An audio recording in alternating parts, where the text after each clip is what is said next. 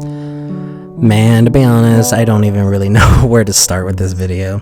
This is like my third attempt at re-recording this video, and reason why there are so many attempts is the previous attempts were actually with a script. I actually spent my entire day of the last 2 days writing a script for this video. And just after recording it, I just do not sound natural. It could be the lack of public speaking, even though I have taken like 4 classes in high school and college when it comes to public speech and all that. But just the flow of it seems very inconsistent and just unnatural. Now, granted, this was a script that was only written in 2 days, so maybe it's just the fact that I didn't spend more time on it, but it just doesn't sound natural. Even the jokes that I try to shove in there were like, I like the jokes in concept, but then once it was actually laid out, it's like, this just seems tacky. So we're going to go back to a free flow kind of way. Yeah, it is going to be very sporadic and kind of all over the place, but I feel like this is the only real way I could sound natural in my natural habitat, I guess, and try to get what I want to say across without sounding like a robot. And it's going to be also a personal battle to stop using fillers. So if you guys are familiar with public speaking, it's saying like, but, stuff like that. So I actually have more of a conscious idea of what you want to talk about without putting fillers in there. So this is going to be attempt number 1 and my last attempt, because if this doesn't work, I don't know, maybe I just can't talk anymore. So what this video is supposed to be about, and it is still about, don't get me wrong, is Minecraft Steve. Oh my god, Minecraft Steve got announced for Smash. It's amazing. So amazing that it actually broke Twitter, which I find just absolutely hilarious. And I do hope it was just a majority of people that were super excited for Steve being in. Sorry, my phone actually responded to Google. Great. This is coming out. This is coming out great so far. Yeah, I really do hope that Twitter went down for the positive reception that people were giving Steve, and not necessarily the negative reception that people were giving because of Steve. And because this video is being recorded a couple days afterwards, and hopefully it comes up before Halloween, because I'm still having trouble with Adobe Premiere Pro. That's a whole other thing in itself. Yeah, we gotta remember we could actually utilize jump cuts and all that. But yeah, so because I've actually had a couple of days to remove myself from the situation, actually just see things develop and all that, I really do believe I have a really interesting perspective when it comes to Steve being announced for Smash that I think people are missing still. So that's what we're going to talk about. So at the end of the day, my personal stance when it comes to these DLC announcements is that if somebody is happy, I am happy for them. I am not necessarily happy myself. I'm not necessarily negative. It's not like... So technically the only DLC character I've ever really gotten toxic with was Violet from Fire Emblem 3 Houses. And even with that one, I still occasionally use the joke of like, man, isn't it great to see just an upstanding Fire Emblem character added to Fire Emblem Ultimate, where it features iconic gaming pieces like Mario, Yoshi, Kirby, and all that. So that one is the one I will admit I have gotten a little toxic myself. But then after a while, once the initial, I don't even want to call it shock, just the initial emotions went down. It's like, somebody was happy that Byleth was announced for Smash. So at the end of the day, even though I'm not happy about it, somebody's happy about it. And that's what's good. But especially with this announcement for Steve, and I am not going to name them, I'm not going to show the clip, I'm not even going to play the audio, because people have already done that, people have already done that part for me. You can easily Google it, you're fine. I don't recommend doing it, but if you want to, you can.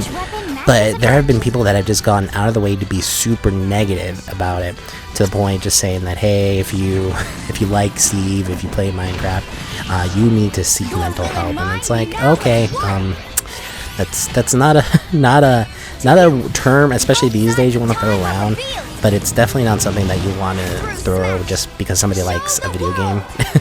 And at the end of the day, I feel that people are forgetting that we love video games, and obviously we want to see certain things happen with video games, but Nintendo, and this goes for anybody in the video game industry, but today we're specifically talking about Nintendo, is that Nintendo is still a business. At the end of the day, they're here to make money. So it's one of those things that a lot of people don't realize, that Smash Ultimate has now reached over 20 million copies sold worldwide. Would it have gotten there naturally? Who knows? Maybe it would have. Maybe it would have taken 5 years, 6 years. Who knows? But that's what these DLC characters are all about at the end of the day. It is marketing moves to make sure not to sell not only units of Switches, but as well as copies of the game. And for every character, there is something to be explained in that sense of saying, okay, why was this particular character announced the way that it was? So, Joker. Joker, again, was probably my favorite announcement, and it had to do because of how much I love Persona 5. So when it got announced at the Game Awards, which was actually fantastic. I still get chills every time I see that trailer. And so it was announced there. So you have a ton of different eyes from different genres of gaming tuning in to see this, especially, you know, people are there for the best RPG award, you know. So you have a ton of, like, people having eyes on this now. And literally, I remember that night, once it got announced, people on Twitter was like, man, I gotta buy a Switch and Smash. Or people just saying, hey, Joker's in Smash. Okay, Nintendo, take my $100. I guess $120 in the US at least because of the, well, no, $100. No. Okay, yeah, if a Switch was $50, I'd be nice. No, it would be like $400, $500, whatever. Round up. So, because then you have to do warranties, memory cards, DLC, whatever. So, you literally had people that were explaining how now they were going to buy a Switch console and Smash just because of an announcement of a character. One of my favorite YouTube videos that I saw of this is what's her name again? I always forget. It's like Super Butterbuns. Love her content too. Definitely shout out, even though she's way bigger than me, she doesn't need a shout out for me, but shout out to Super Butterbuns. She had one of the best reactions that I've seen for that. It's like, yep, I guess I gotta buy Smash now. So see, having that, and also partnered with the fact that it was Persona Strikers that was announced exclusively for the Switch, that was a big deal. And for people who aren't Persona 5 fans, and for the people that haven't finished Persona 5 Royal, don't worry, there's no spoilers here, but there's a good chance that Persona Strikers is actually going to be a canonical sequel to Persona 5 Royal. So all of a sudden now you've taken people that have only really owned a PlayStation, and now you're like, man, now I gotta get a Switch, now I gotta get Smash Brothers, all this other stuff, I gotta get Strikers now. You're just adding more and more stuff that they have to buy. And I say have to because I also do make that joke, like, no, you don't have to do anything, everything's by choice. But just to kind of get the meaning across, like, yeah, it's like, I gotta go buy Smash. So now Hero specifically was one of the more, it was planned, everything was, you know, set up accordingly. So you had Hero that was announced. It was also partnered up with the release of Dragon Quest XI that was going to be first on the Nintendo Switch, and then later to come to the PS4 and Xbox One.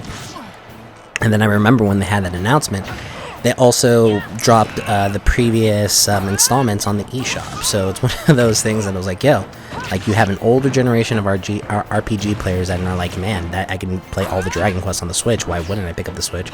And then you see a 3D rendering of Hero and Smash Brothers, and maybe you do also play Fire Emblem for the old, or maybe you do play Persona 5, or maybe you haven't played Mario in years, and then it's like, man, actually being able to see Hero beat up Mario, that's amazing. So, and then side note, this is just really for me and just getting some other, like, promoting other content.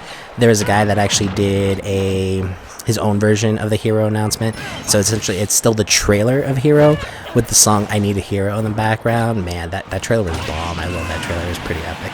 But again, just goes to show you how just by installing a Hero into Smash Bros, how it's actually promoted so many other sales in other different ways, again, of not only Switch units, but as well as different games like Dragon Quest and all that. So Banjo, I'm just gonna state right now, I believe it is a nuanced move, and I wouldn't blame you guys. I would actually completely agree if you guys think this is all just headcanon, but it just makes a little too much sense. Because we didn't have like a big reveal like the Rare Replay coming over to the Switch, or a Banjo-Kazooie remastered for the Switch. We didn't have anything like that. But what we started to see at the time, we started to see a more of a solidification of the relationship between Xbox and Nintendo.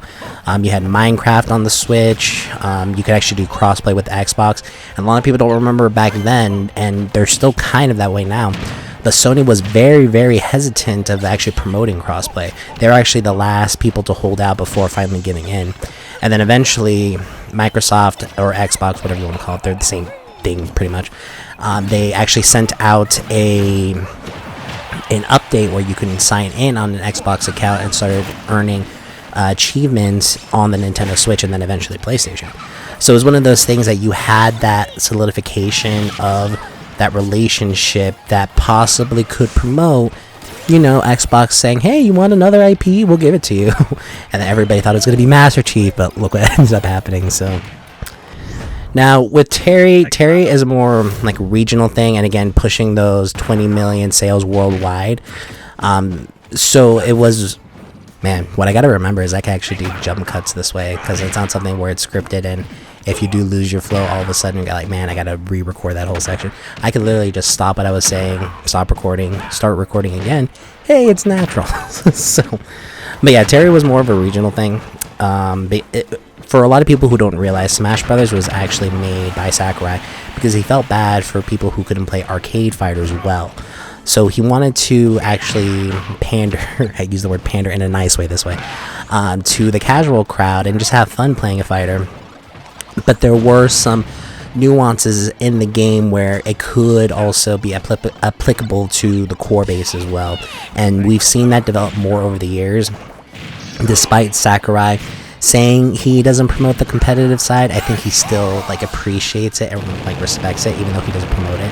Again, that could just be my own headcanon, but you know, is what it is. Changed my mind. Okay, so Terry specifically was from King of Fighters and Fatal Fury and all that, and so that genre in general was very popular out in the East and in South America as well. And especially with sales at that time in South America, Switches weren't doing that hot. But all of a sudden you had this announcement, so you had people again lining up to buy the Switch, ended up buying Smash Brothers to play as Terry. And even Sakurai was cool enough to be hardcore enough to actually include inputs from the original game to do special attacks. So it was a cool shout out to the fighting game community of old. And again, inviting them, inviting to Smash, inviting them to come play Smash if they wanted just something a little bit more classic, you know what I mean? So Byleth speaks for itself, man. Like, if you can't see this, especially for how many people were upset about this one, then you are just missing the entire thing.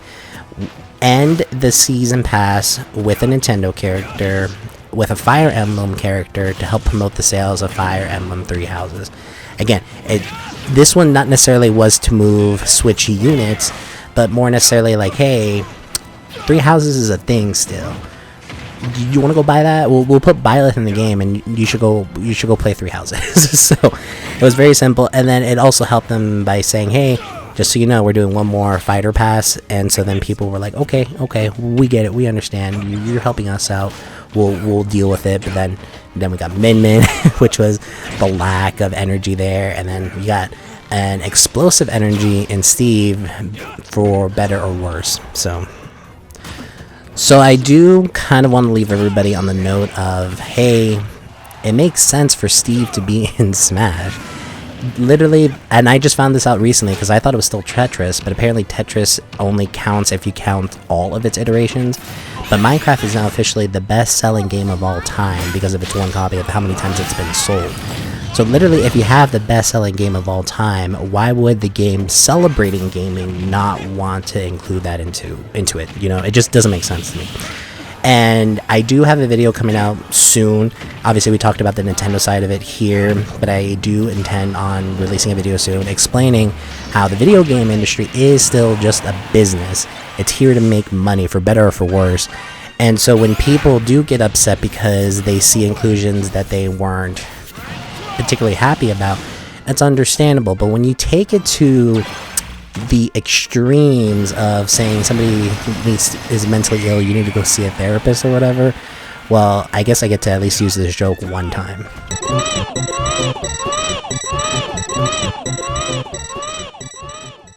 Alright guys, thanks for watching. Yeah, I do hope you guys enjoyed this video for as much as I actually enjoyed making it. And I say that in the sense of I really tried to make a professional video, having points set up, having jokes, the thought of three or whatever, jokes comes in threes, something like that. Comedy comes in threes, that's the term, I think. And actually make it more professional, upgrading my stuff. But I think at the end of the day, people are also getting tired of something being so structured. Like, don't get me wrong, you still want to sound coherent. Ugh. Yeah, I'm gonna leave that burp in. That's fine. People do want to sound. They want to hear somebody who sounds coherent, and I hope I did come across like that in this video today, and not just like. But the point A, point B, point C is not my style, at least when it comes to a video format. And I think at the end, once one of my previous recordings with the script failed, I think that's what made me realize that I am still good in public speaking with a script, but in public. And I know that sounds weird, but there is just a difference of actually being on a stage, actually talking, presenting points in a structured fashion to people, versus just talking on the internet. Because, I mean, at this point, you know, one person can watch it, 2 people can watch it, maybe 2.5 people can watch it, who knows? So it's one of those things that I want to feel more natural, because I want you to know that this is just me, you know what I mean? I'm not a robot or anything like that. I'm just expressing things on the internet, dude. So, but yeah, make sure to tune in for that video. That's going to be coming out for the video game industry. And I'm still saying, I'm aware, I'm working on it, so... But if you don't want to miss that video, make sure to hit the subscribe button, make sure to hit the like button, make sure to hit the bell icon, make sure to leave a comment, make sure to give me some apple juice. It's crazy seeing this platform for as long as I've been on it. I've been on it since the middle 2000s, and it's just changed so much. Does anybody remember the 5-star rating we used to have? I remember that, so... But, alrighty guys, thank you again for any and all support I receive on this video. More to come soon. Again, as soon as I figure out Adobe, we're good. We're Gucci. So, this has been The Generation 71. We'll catch you guys later.